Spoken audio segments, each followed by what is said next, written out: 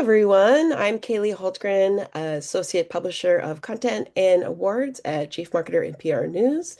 We are super excited to be joined today with Andy Lopez, the brand new CMO of Behr Paint. Welcome, Andy. How are you? Thank you, Kaylee. Nice to see you again. Yeah, so we've spoken to you several times over the years at your other roles, but first off, I wanted to congratulate you on your new position as CMO for the company. Thank you. Much appreciated. Super exciting time for our organization.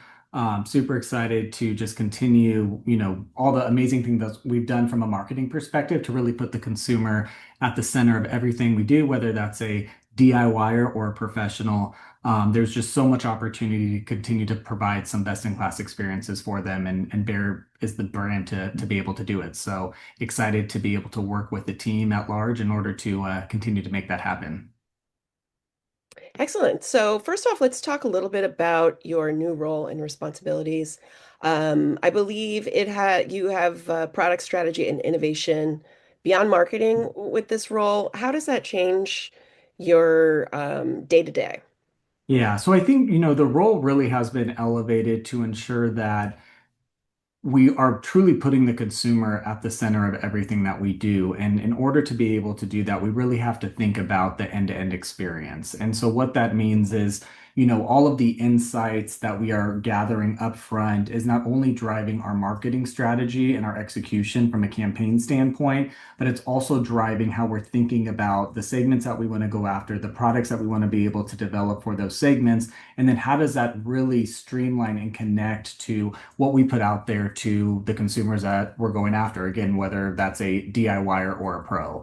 And so I think just bringing that all under the marketing organization and having the teams really be more connected than they ever have before is really going to be able to deliver on that promise that we've always strived to do, which is what's best for our end customer.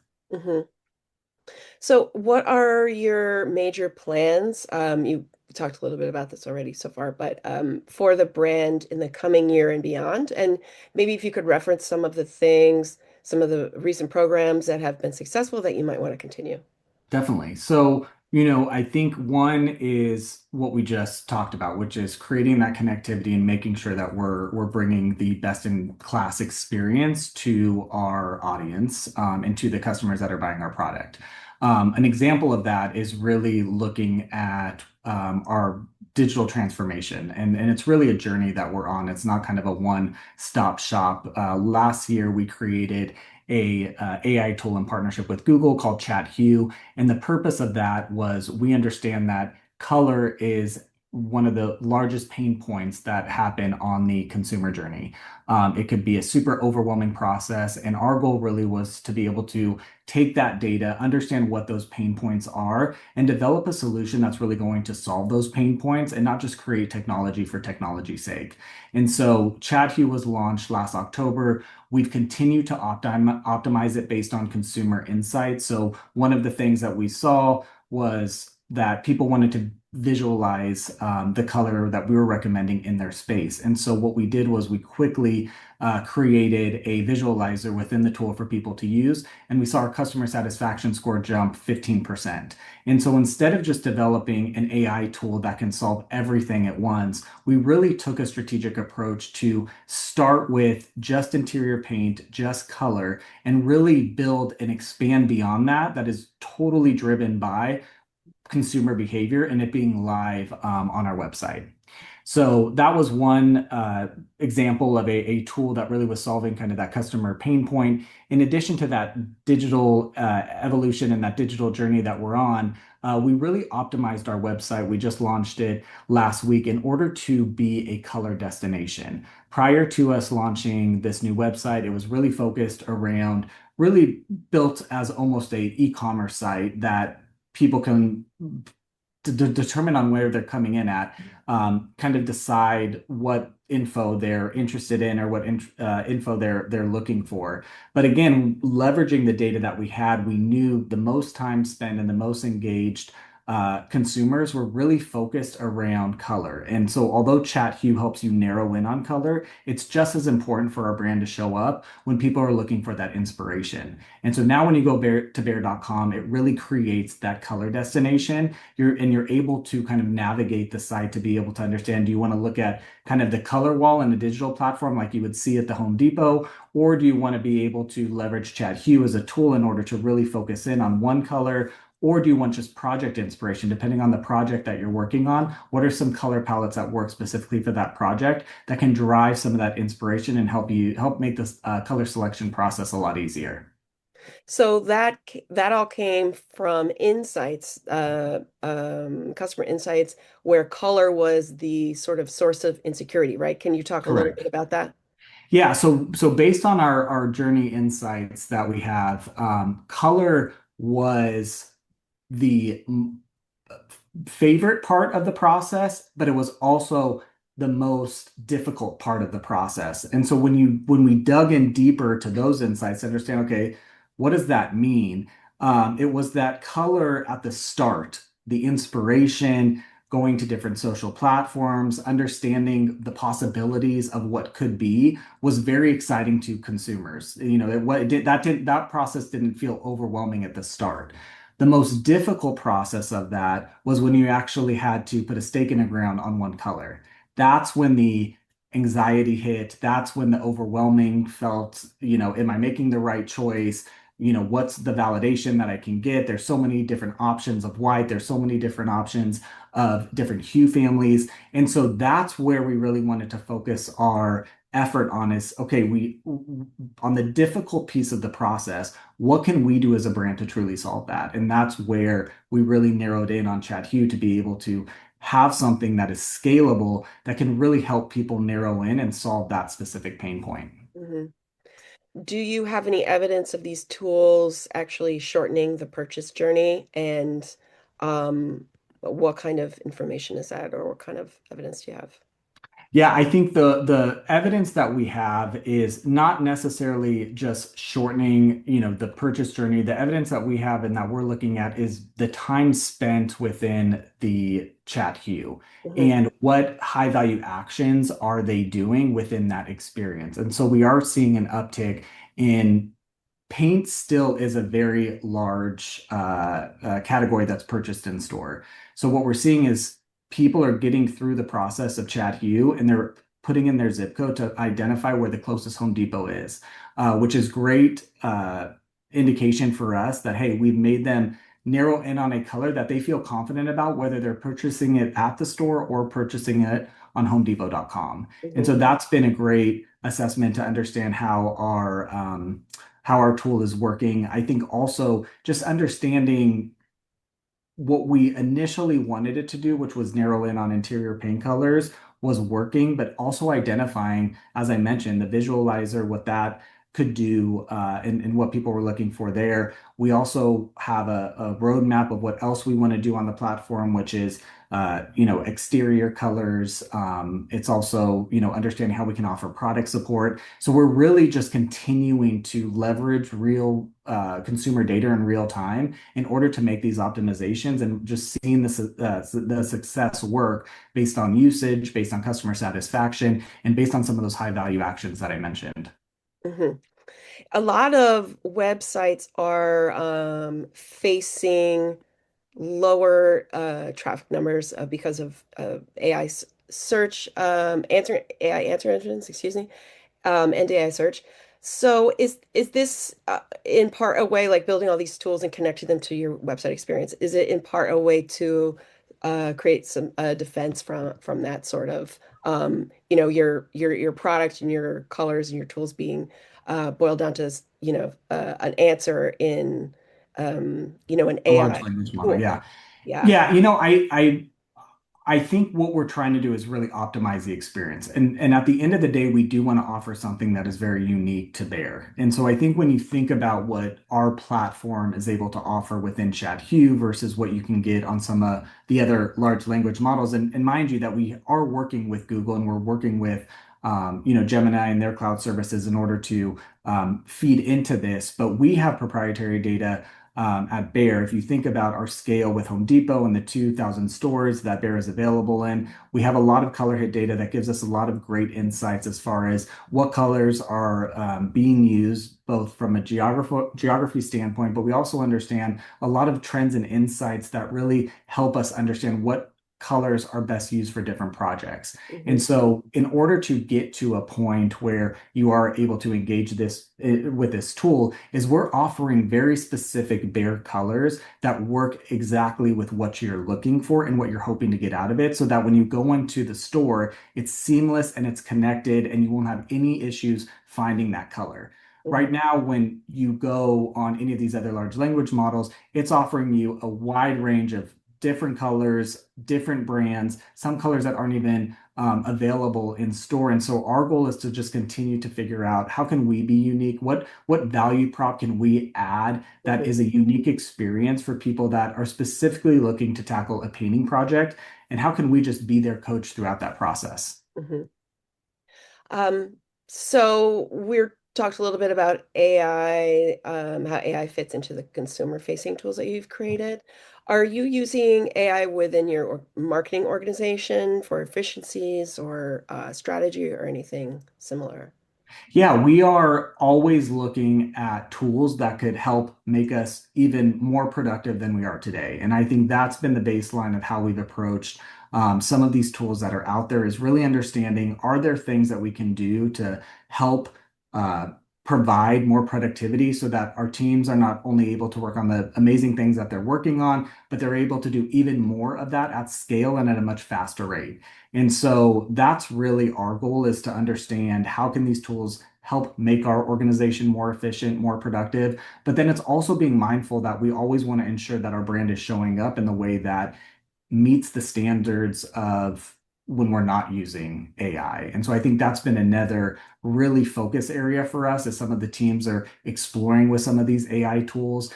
They continue to get better, they continue to evolve, but always making sure that the brand is represented in the best way possible. And so that's been just more of the exploratory phase of how we've looked at AI, how we've used AI, more from a testing standpoint to just understand what the capabilities are, and really understanding what are the opportunities that we can do on a go forward basis. Mhm. One campaign that we wrote about in the past was your Bear Hotline. Yes. So, if you wouldn't mind talking just a little bit about that program and how you worked with creators with that, and how you approach um, ROI when it comes to creator content, and how much latitude do you give them? Definitely. So the hotline was, again, really in order to solve some pain points that we were seeing based on some insights that we were discovering through not even insights that we were doing the research on our own, but really insights from social listening and understanding what consumers, were asking for, what felt like some of the pain points that they were facing, not only within the Behr brand, but just within the painting category in general. And so that really helped us understand, from leveraging those insights, how can we be more available to answer any questions that people have?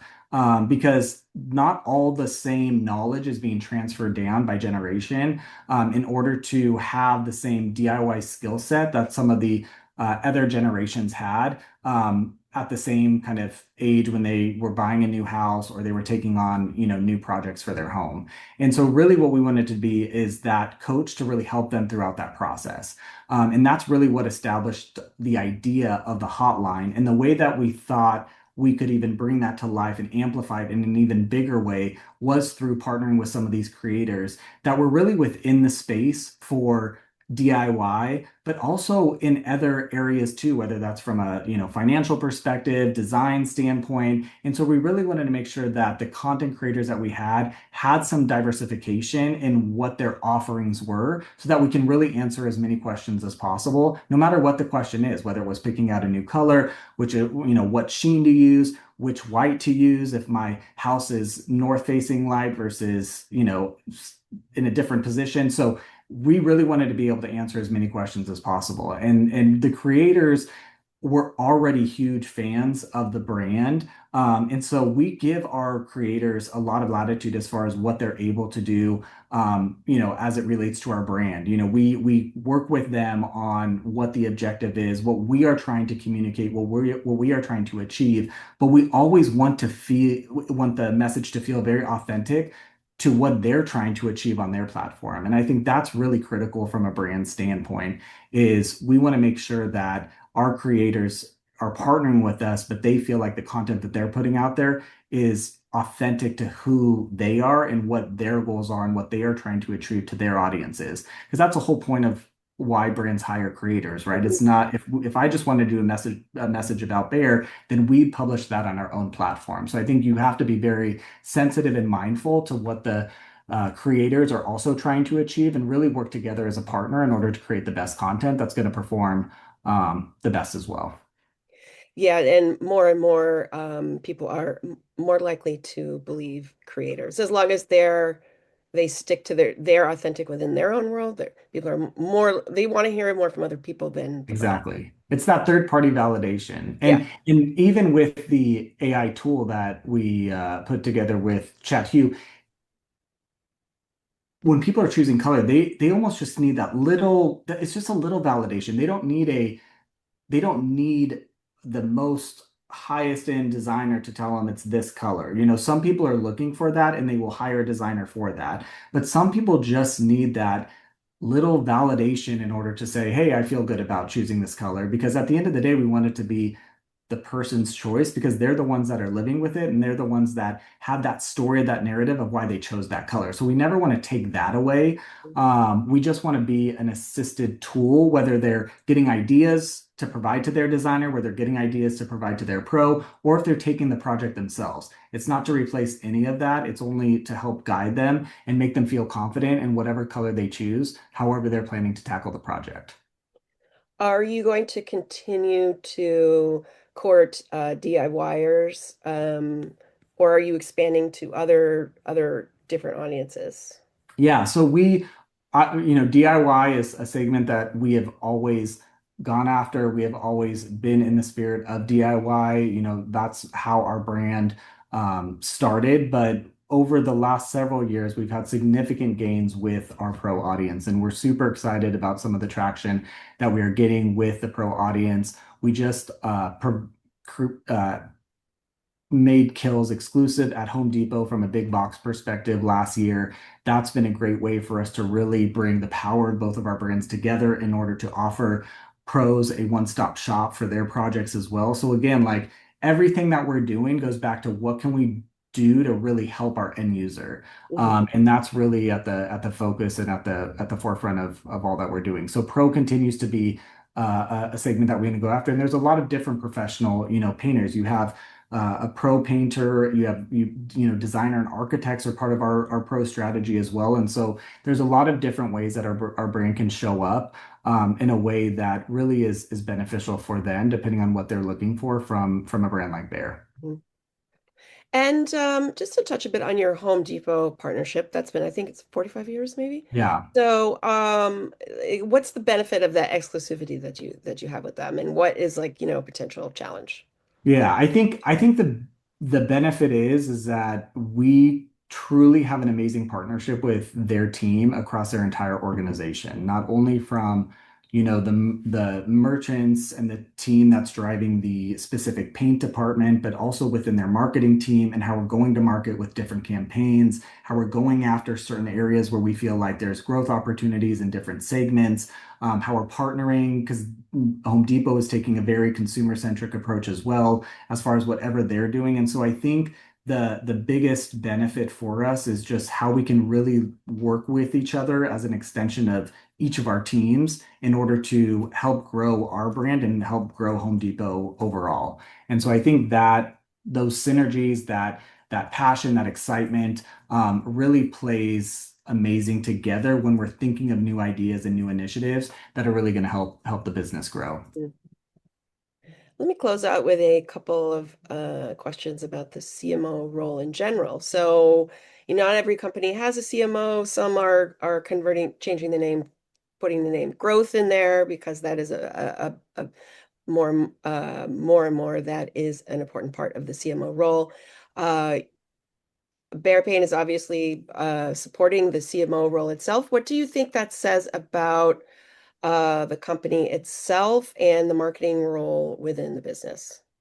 Yeah, I mean, I think there is a huge belief on what the impact of marketing can be. And I think that's always been a belief from our organization. We know the impact that, marketing has on a brand. We know how sacred and amazing the Bear brand has been, much before my time since it started and how it's continued to grow with our partnership with the Home Depot. And so I think, whether it's no matter the title, I think we know what's true is that the CMO role or the head of marketing or whatnot is continuing to evolve and continuing to change based on everything that is available today. And when you think about AI and you think about content at scale and you think about consumer centricity and how that's continuing to evolve and how experience and how important that is and what we're doing to make it more seamless and interconnected so that people can leverage the devices that they have in order to learn about your brand and you're offering that same experience in store. It's continued to be more complex, but I think that's what makes the any role in marketing more exciting is that it's never the same. You're always learning, you're always continuing to get challenged, and you're understanding how are we able to leverage marketing as an impact to truly grow and make the business as successful as it can, as one lever to be able to pull. And so I think that role can show up in many different ways across the organization. But I think what it comes down to is, are you able to do the things that you believe are the most important things that feel or that you can prove out has an impact on the business. And I think as long as there's a platform for that, that's what makes our job so exciting. That's what makes us attract new talent. That's what makes brands continue to succeed in the way that they're able to succeed is because they understand the true impact of marketing and what it could do, not only for the brand, but for the business at large. And last question for you, Andy. What are some of the biggest challenges for CMO today? Obviously, you just started, but you've been in marketing for a long time now, and you know the job and what it takes. So, what are some of the challenges and maybe a couple of qualities it takes to succeed? Yeah, so I think I'll start with the latter part of the question. I think the qualities it takes is just continuing to be passionate, continuing to be curious about not only the short term of what can impact the business tomorrow or next year, but also at the same time thinking about the long-term vision of what is around the corner. What do you need to stay ahead on? What do you need to think about that may not have a short-term impact but can really put you ahead or have a competitive advantage from a long-term perspective. So I think that's really critical in order to be successful at any level within a marketing organization.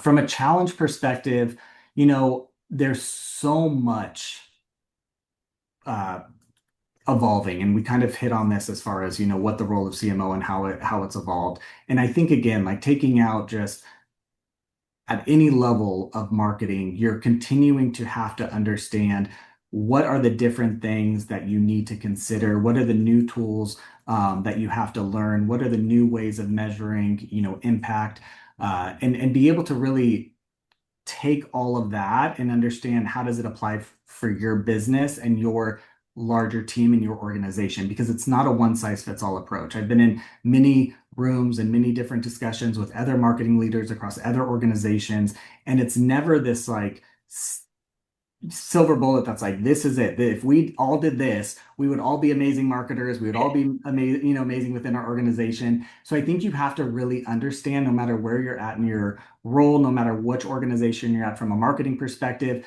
everything's going to create some customization and curation in order to be successful in your role at whatever brand or at whatever organization you're at. And I think that could feel like a challenge sometimes, but could also be just as rewarding once you're able to see the impact of what that can do. Excellent. Well, thank you so much, Andy, for taking the time to chat with us today. We really Yeah, thank appreciate you. it. Congratulations again, and hope to see more of your excellent work in the future. Awesome. Thanks so much, Kaylee. It was great seeing you.